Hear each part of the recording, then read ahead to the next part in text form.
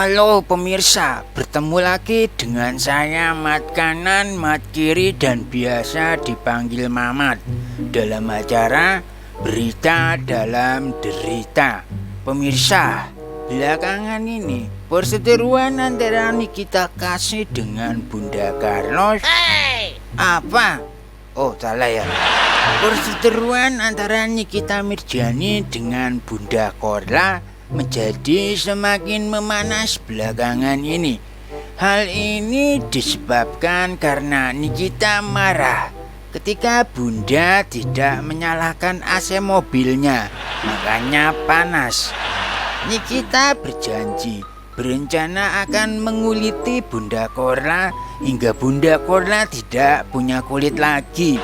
Hal itu bukan saja sedang panas karena AC mobilnya rusak, melainkan juga Bunda Korla dikatakan telah memblokir temannya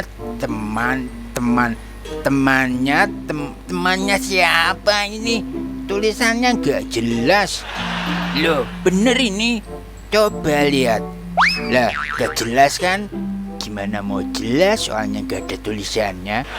Intinya, Nikita bilang kalau Bunda Korla telah memblokir teman dari teman Nikita yang hendak ke toilet karena kebelet pipis, sehingga temannya itu pipis di celana. Oh, ternyata salah pemirsa. Yang diblokir Bunda Korla itu bukan temannya dari teman Nikita, melainkan emaknya Nikita. Oh bener mak diblok ini? Iya Neng, mak diblok katanya gitu kan. Oh kenapa? Gak tahu, diblok aja. Lalu karena khawatir akan dikuliti oleh Nikita, Bunda Korla mencoba menguliti dirinya sendiri. Mungkin Bunda Korla tidak ikhlas jika orang lain yang menguliti dirinya, dan Bunda Korla memulai dari wajahnya.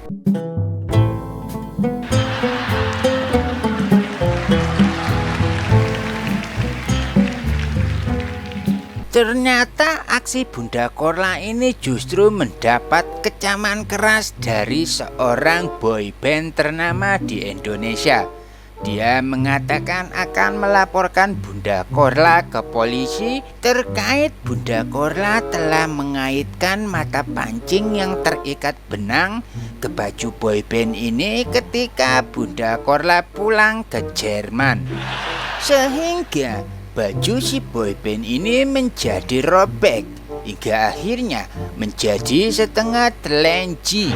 Akibat ulah Bunda Korla, si boyband ini akhirnya harus rela membeli baju pengganti yang dia beli melalui online shop dengan cara COD.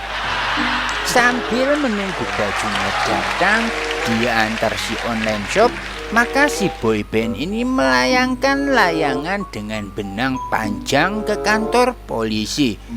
Setelah layangan sampai ke kantor polisi, maka si boyband ini menggunakan benang layangan itu untuk berbicara dengan polisi dan mengatakan ulah Bunda Korla tadi melalui benang yang diberi bekas gelas minuman plastik. Si boyband ini curhat pada polisi tentang hidupnya yang malang hingga meminta polisi untuk mengkaskuskan kaskus apa iki? Wala, kasus toh.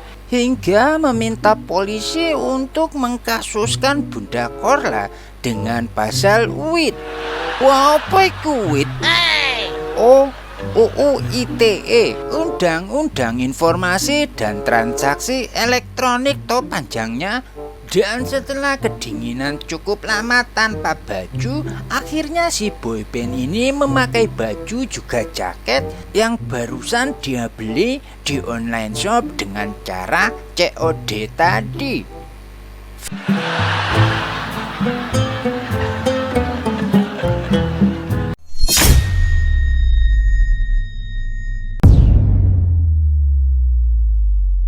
Perhelatan cerita KDRT antara Vena Melinda Ferry Irawan memunculkan drama baru yang membuat Ferry Irawan menyesali perbuatannya dalam jeruji besi. Keputusan Vena Melinda mantap untuk bercerai dan perihal harta sono sini. Apa? Oh, gono gini. Loh, sama aja toh. Gono gini itu kan bagi sono, bagi sini toh. Ya wis. Keputusan Vena Melinda mantap untuk bercerai. Dan perihal harta gono gini yang Vena mengatakan bila hanya ada harta gini. Soalnya harta gono yang berasal dari keringat Ferry sendiri itu tidak ada. Hal itu diperkuat sama Bang Hotman Paris sebagai kuasa hukum Vena. Kasus KDRT Vena Melinda yang dilakukan oleh Ferry Irawan memasuki babak baru. Kini, Vena Melinda akhirnya mantap pada keputusannya untuk bercerai dari Ferry Irawan. Bang Hotman si pengacara dengan cincin jegambreng itu menyuruh para pihak untuk membuktikan sendiri. Dan benar, setelah polisi melakukan olah TKP, tidak ditemukan keringat Ferry Irawan di rumah Vena Melinda. Yang ditemukan hanya baju, celana, dan kolor kotor milik Ferry. Tentang keringat tidak ada sama sekali. Polisi tidak menyerah. Mereka memeriksa kasur yang ada di kamar. Namun tidak ditemukan juga keringat Ferry. Yang ada hanya bercak putih sedikit kuning, berbentuk mirip pulau-pulau buatan yang disinyalir sisa cairan pemutih milik Ferry. Atau bisa jadi itu ilernya, dan itu masih dalam penyelidikan. Sejak kejadian KDRT yang disinyalir dilakukan oleh Ferry Irawan, Vena jadi malas berdandan dan trauma. Ibu Vena mencoba mengajak Vena untuk jalan-jalan agar Vena mau berdandan dan tidak trauma kembali. Ibunda Vena Melinda, Made Ayu Rahmawati mengungkapkan perubahan fisik dan psikis yang dialami putrinya setelah jadi korban KDRT. Menurut wanita yang akrab disapa Mami Ayu itu, Vena Melinda sempat terlihat kusam setelah ditimpa kasus KDRT ini. Tak hanya itu, Ayu melihat Vena berubah menjadi sosok yang mudah ketakutan. Bahkan Ibu Vero Bramasta itu juga enggan pergi keluar. Mami Ayu mengungkap putrinya menjadi mudah ketakutan. Mami Ayu pun berusaha mengembalikan keceriaan sang putri dengan mengajaknya jalan-jalan. Sayangnya, Vena tampak masih urung. Vena sendiri cerita bila dia masih ingat waktu di Medan dulu saat mau jadi narasumber di sebuah talk show. Waktu mau bersiap-siap ke acara, Ferry yang malamnya habis makan durian Medan kebanyakan merasa anunya tegang, hasratnya meninggi dan ingin segera mendaratkan gundanya itu ke Vena. Namun Vena lagi gerabak-gerubuk mau nyiapin segala sesuatu untuk acara. Vena pun menolak. Hingga akhirnya darah Ferry yang awalnya berkumpul di dengkul dan perut naik sampai ke kepala. Dan itu membuat Ferry gelap mata. Lalu mengancam akan menyebarkan video syur mereka yang pernah mereka rekam ke sosial media. Dan sangat disayangkan, rencana Ferry itu tidak jadi dilaksanakan. Sangat disayangkan, sangat disayangkan. Padahal hal itu bisa jadi tutorial. Tutorial memperpanjang hukuman Ferry karena KDRT plus penyebaran pornografi tentunya. Lalu aja kan kamu lagi nggak pakai baju, saya juga nggak pakai baju. Udah kita bikin viral lagi. Kita bikin aja viral. Kita mati berdua di sini. Di situ saya udah pasrah. Mungkin saya udah mati kali atau apa. Saya nggak ngerti itu ancaman. Dan saya bilang ini saya mau acara. Nggak apa-apa kita bikin malu aja. Kan kamu lagi nggak pakai baju, saya juga nggak pakai baju. Udah kita bikin viral lagi. Kita bikin aja viral. Kita mati berdua di sini. Di situ saya udah pasrah. Mungkin saya udah mati kali atau apa. Saya nggak ngerti itu ancaman atau apa.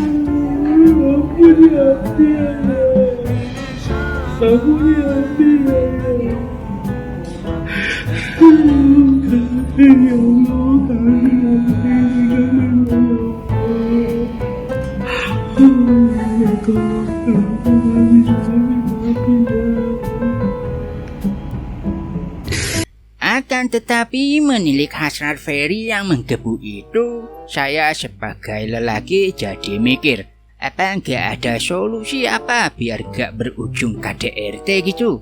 Semisal malamnya emang gak bisa apa? Kenapa harus pagi-pagi waktu gerabak gerubuk mau acara? Semisal juga nih, semisal Vena ngasih aja gitu buat gituan. Emang gak bisa apa ya? Emang lama apa sih Ferry mainnya? Standar kan paling selama 20 menit. Apa mungkin Ferry main sampai 2 jam gitu apa? Malah ada juga kan kasus dimana kalau pria lagi pengen-pengennya paling cuma 2 menit karena peltu alias nempel metu.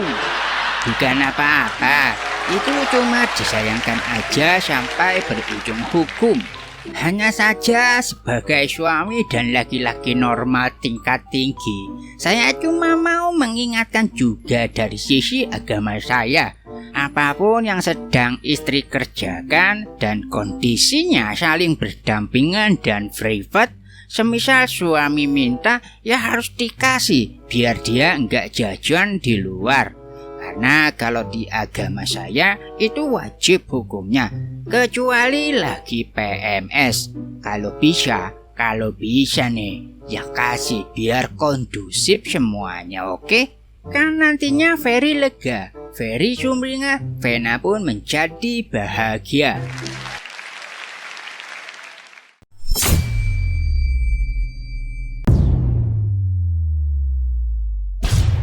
Ada mobil mengalami kecelakaan tunggal, platnya berwarna merah, yang nyupir SMA masih di bawah.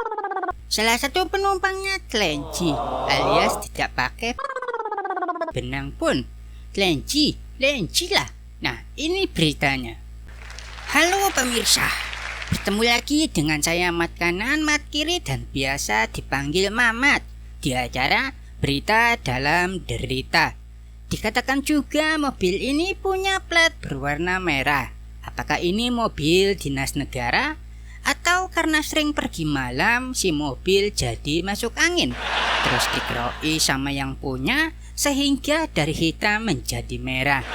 Saudara, sebuah mobil sedan berplat merah yang dikemudikan pelajar SMA mengalami kecelakaan tunggal di Jambi. Salah satu penumpangnya diketahui tidak mengenakan saat kecelakaan terjadi. Gimana ngomongnya ini ya? Ternyata benar dugaan pemirsa. Ini mobil milik pejabat daerah Provinsi Zimbabwe. Yo, apa? Loh, ada tuh Jambi. Yowis. Ternyata benar dugaan kalian pemirsa. Ini mobil milik pejabat daerah Provinsi Jambi. Supirnya adalah pelajar SMA yang dikatakan masih umur. Tandanya belum 17 tahun toh? Pasti kisaran kelas 1 SMA. Pasti belum punya SIM itu. Tapi mungkin aja anak ini sedang menggantikan supirnya yang mengantuk. Dan yang bisa bawa mobil hanya dirinya. Jadi ya mau tidak mau harus dia bawa biar sampai rumah segera gitu loh. Inilah kondisi mobil sedan berplat merah setelah menabrak tiang reklame di Jalan Soekarno-Hatta, Kecamatan Palmerah, Kota Jambi, Jumat dini hari. Pengemudi mobil yang diketahui seorang pelajar memacu mobil dinas orang tuanya secara ugal-ugalan, diduga akibat dikejar sejumlah orang. Semua penumpang hanya mengalami luka ringan, tetapi ada satu penumpang perempuan tanpa saat kecelakaan terjadi. Untungnya, dalam kecelakaan mobil sedan dengan penumpang 3 orang itu tidak ada korban jiwa. Dan dengan komposisi si supir anak SMA itu, penumpang di belakangnya seorang pria, mungkin teman anak SMA itu. Dan penumpang yang di samping supir adalah wanita belia, cantik rupa tanpa. Walah, Dok, Lagi melawan lupa apa kalau sudah ada di mobil? Bukan lagi ada di klub malam ini loh. Gak takut nanti masuk angin, Dok. Terus dikeroi sampai merah kayak plat mobil itu tadi. Belakangan diketahui, mobil yang mengalami kecelakaan merupakan aset Sekretariat DPRD Provinsi Jambi. Ada berapa orang, Bu? 3 orang lah. Oh, 3 orang. 2 cewek, 1 cowok. Itu bagaimana? 1 cewek, 2 cowok, 1 supir, yang laki-laki 1 di belakang. Oh, informasinya memang dari arah sana sudah dikejar orang ya? Oh, informasi kondisi si cewek itu juga Bu ya? Dia bulat. Oh. Bahkan selendang aku mau dipinjam untuk nutupin. Oh, oke. Pemirsa, jangan suujon dulu. Dikatakan juga tadi kalau mereka sedang dikejar-kejar oleh orang lain. Ya pasti orang lain, kalau keluarganya kan pasti di dalam mobil ikut bareng. Ini siapa tahu ya, siapa tahu cewek yang kelinci tadi ditemukan sedang dikejar-kejar, terus diselamatkan oleh anak SMA dan temannya itu. Mungkin begini kali ceritanya. Ketika anak SMA ini pulang dari belajar kelompok di rumah temannya, setelah selesai belajar, temannya itu hendak mengantarkan temannya yang bawa mobil dinas bapaknya pulang karena sudah terlalu malam. Planningnya mungkin atau rencananya, setelah sampai rumah si anak ini, temannya itu akan diantar oleh supir ayahnya.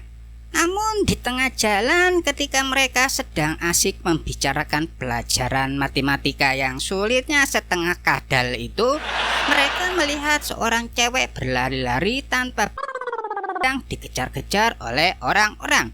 Sebagai anak pejabat, jiwa sosial, tenggang rasa, tepa salira dan penuh belas kasih yang diturunkan jiwa bapaknya sebagai pejabat itu muncul, sehingga terjadilah aksi heroik.